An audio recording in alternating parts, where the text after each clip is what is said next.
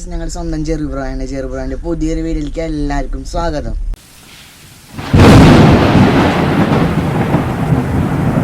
നമ്മൾ ഉണ്ടാക്കാൻ പോകുന്നത് വ്യത്യസ്തമായ രുചിയോട് കൂടിയിട്ടുള്ള ഒരു റെസിപ്പിയാണെന്ന് ഉണ്ടാക്കാനായിട്ട് പോകുന്നത്. ചെറിയ പിള്ളേർക്കായാലും വലിയവർക്കായാലും ഒരുമിച്ച് ഇഷ്ടപ്പെടുന്ന ഒരു ഐറ്റമാണ് നമ്മൾ ഉണ്ടാക്കാനായിട്ട് പോകുന്നത്. അപ്പോൾ അതെന്താണെന്നല്ല നിങ്ങളിപ്പോൾ ആലോചിക്കുന്നത്. അപ്പോൾ വേറെ ഒന്നല്ല, മക്രോണി എന്ന് പറഞ്ഞ സാധനമാണ് നമ്മൾ ഉണ്ടാക്കാനായിട്ട് പോകുന്നത്. പാസ്ത, ഒരു മസാല പാസ്തയാണ് ഉണ്ടാക്കാനായിട്ട് പോകുന്നത് കേട്ടോ. അപ്പോൾ എന്തായാലും ടൈം കളയണ്ട. അപ്പോൾ നമുക്ക് നേരെ കിച്ചണിലേക്ക് പോയാലോ. പാസ്ത തയ്യാറാക്കി എടുക്കാൻ വേണ്ടിയിട്ട് ആദ്യം നമ്മൾ പാസ്ത നന്നായിട്ട് വേവിച്ചെടുക്കണം. അതിന് വേണ്ടിയിട്ട് ഒരു ബൗളിൽ കുറച്ച് വെള്ളം വെച്ചിട്ടുണ്ട്. അത് തിളച്ച് വരുമ്പോൾ അതിലേക്ക് കുറച്ച് ഉപ്പിട്ട് കൊടുക്കുക. അത് കഴിഞ്ഞിട്ടുണ്ടെങ്കിൽ പാസ്ത അതിലേക്ക് ചേർത്ത് കൊടുക്കാം. ഒരു 80% നന്നായിട്ട് വേവിച്ചെടുക്കാം. 2-3 മിനിറ്റ് നേരം വേവിച്ചെടുക്കാം.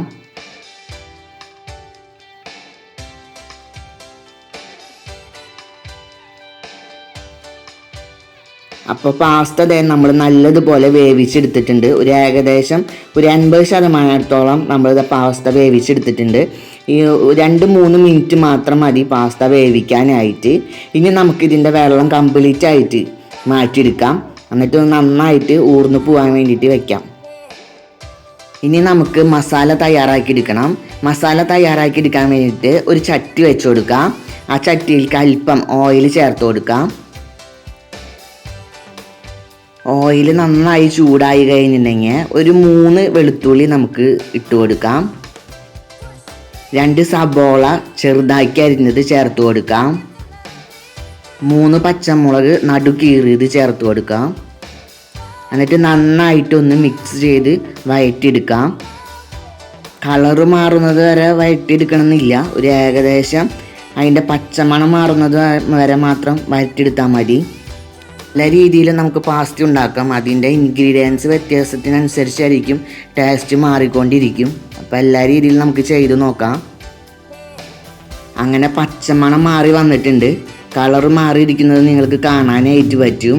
ഇനി നമുക്ക് 2 തക്കാളി ചെറുതാക്കി അരിഞ്ഞത് ചേർത്ത് കൊടുക്കാം. ഒന്ന് നന്നായിട്ട് മിക്സ് ചെയ്ത് വാട്ടിയെടുക്കാം. അപ്പോൾ ഇതിലേക്ക് നമുക്ക് ഒരുപാട് പച്ചക്കറി ഐറ്റംസ് നമുക്ക് ചേർത്ത് കൊടുക്കാം കേട്ടോ. മുട്ട ചേർത്ത് കൊടുക്കാം, കാബേജ് ചേർത്ത് കൊടുക്കാം, ഗ്രീൻ ബീൻസ് ചേർത്ത് കൊടുക്കാം. ഇതൊക്കെ ചേർത്ത് കൊടുത്തു കഴിഞ്ഞിട്ടുണ്ടെങ്കിൽ വേറൊരു അടിപൊളി ടേസ്റ്റിലേക്ക് മാറും. അപ്പോൾ നമ്മളതൊന്നും ഇവിടെ ചെയ്യണില്ല.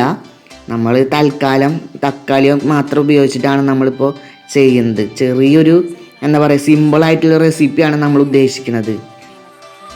അപ്പം നിങ്ങൾ ചെയ്യുമ്പോൾ അങ്ങനെയൊക്കെ ചെയ്ത് നോക്കാം കേട്ടോ. അങ്ങനെ നല്ലതുപോലെ വാടി വന്നിട്ടുണ്ട്. ഇനി നമുക്ക് ഒരു 1/2 ടീസ്പൂൺ ഉപ്പ് ചേർത്ത് കൊടുക്കാം. 1/2 ടീസ്പൂൺ മുളക് പൊടി ചേർത്ത് കൊടുക്കാം. മുളക് പൊടി നിർബന്ധമില്ല, ഓപ്ഷനിലാണ് മുളക് പൊടി. നിങ്ങൾക്ക് എരിവ് കൂടുതൽ വേണമെങ്കിൽ മാത്രം മുളക് പൊടി ചേർത്ത് കൊടുത്താൽ മതി. 1 ടീസ്പൂണ് പെരുംജീരകം പൊടിച്ചത് ചേർക്കാം. 1 ടീസ്പൂണ് ഗരം മസാല ചേർക്കാം. 1 ടീസ്പൂൺ ചിക്കൻ മസാല ചേർക്കാം. ചിക്കൻ മസാല ഓപ്ഷനിലാണ്. നിങ്ങൾക്ക് ഇഷ്ടമുണ്ടെങ്കിൽ മാത്രം നിങ്ങൾ ചിക്കൻ മസാല ചേർത്താൽ മതി. ചിക്കൻ മസാല ചേർക്കുന്ന യാതൊരു നിർബന്ധവുമില്ല. നന്നായിട്ട് എല്ലാം കൂടെ ഒന്ന് മിക്സ് ചെയ്ത് കൊടുക്കാം. നന്നായിട്ട് മിക്സ് ചെയ്ത് കൊടുത്തിട്ടുണ്ട്. ഇനി അതിലേക്ക് ഒരു 1/2 കപ്പ് വെള്ളം ഒഴിച്ച് കൊടുക്കാം. വെള്ളം ഒഴിച്ചിട്ട് നന്നായിട്ട് തിള വരുന്നത് വരെ തിളപ്പിച്ചെടുക്കാം.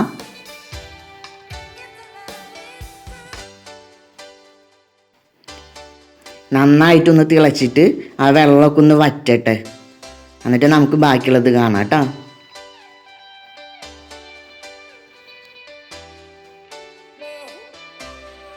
അപ്പോൾ അതേ നല്ലതുപോലെ തിളച്ച് വന്നിട്ടുണ്ട്. തിളച്ച് വരുമ്പോൾ തന്നെ ആ മസാലയുടെ ഒക്കെ സ്മെല്ല് ഇങ്ങനെ പുറത്തേക്ക് വരുന്നുണ്ട് കേട്ടോ.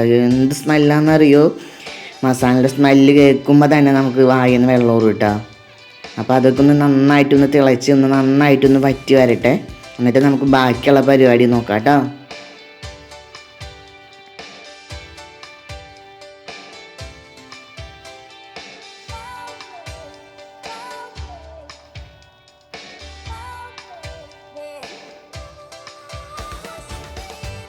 അപ്പോൾ ഇതേ ഒരുവിധം വെള്ളമൊക്കെ വറ്റി വന്നിട്ടുണ്ട്. ഇനി നമുക്ക് ഇതിലേക്ക് നമ്മുടെ പാസ്ത ചേർത്ത് കൊടുക്കാം.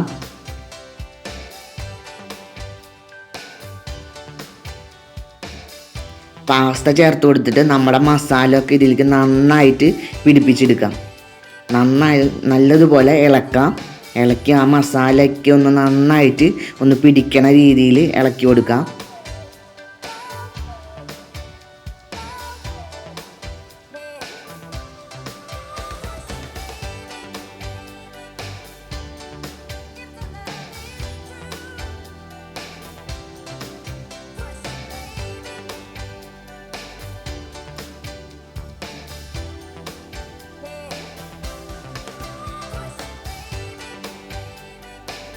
മസാല ഒക്കെ നന്നായിട്ട് പിടിച്ച് വരുന്നുണ്ട്. ഇത് കാണുമ്പോൾ തന്നെ നമുക്ക് വായിൽ വെള്ളം ഊറിട്ടാ. നല്ല സ്മെല്ലാണ് വരുന്നത് കേട്ടാ. ഇനി നമുക്ക് ഇതിലേക്ക് കുറച്ച് ടൊമാറ്റോ സോസ് ഒഴിച്ചു കൊടുക്കാം. അതുപോലെ തന്നെ സോയാ സോസ് ഒഴിച്ചു കൊടുക്കാം കേട്ടോ. നിങ്ങൾക്ക് ഇഷ്ടമുണ്ടെങ്കിൽ മാത്രം നിങ്ങൾ സോയാ സോസ് ഒഴിച്ചു കൊടുത്താൽ മതി. ഞാൻ ഇവിടെ ചേർക്കണില്ല, ഓപ്ഷനാണ്.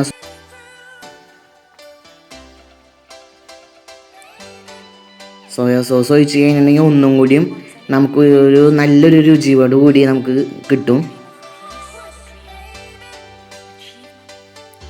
സോസ് ഒഴിച്ചിട്ട് നമുക്ക് നല്ലതുപോലെ എല്ലാ ഭാഗങ്ങൾക്ക് കിട്ടുന്ന രീതിയിൽ ഒന്ന് മിക്സ് ചെയ്തെടുക്കാം.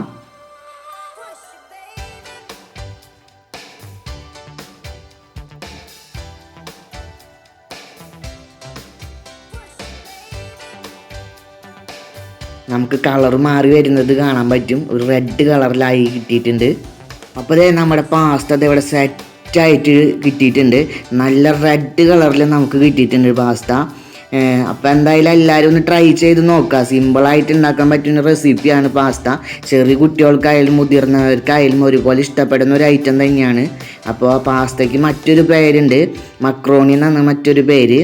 അപ്പോൾ എല്ലാവരും ഒന്ന് ട്രൈ ചെയ്ത് നോക്കാം. എന്നിട്ട് നിങ്ങളുടെ അഭിപ്രായങ്ങളൊക്കെ കമൻ്റായിട്ട് എഴുതി അറിയിക്കുക കേട്ടോ. നമ്മുടെ ചാനൽ സബ്സ്ക്രൈബ് ചെയ്യാനും ബെൽ ബട്ടൺ അമർത്താനും മറക്കരുത് കേട്ടോ. അപ്പോൾ എന്തായാലും അടുത്ത വീഡിയോയിൽ കാണാം.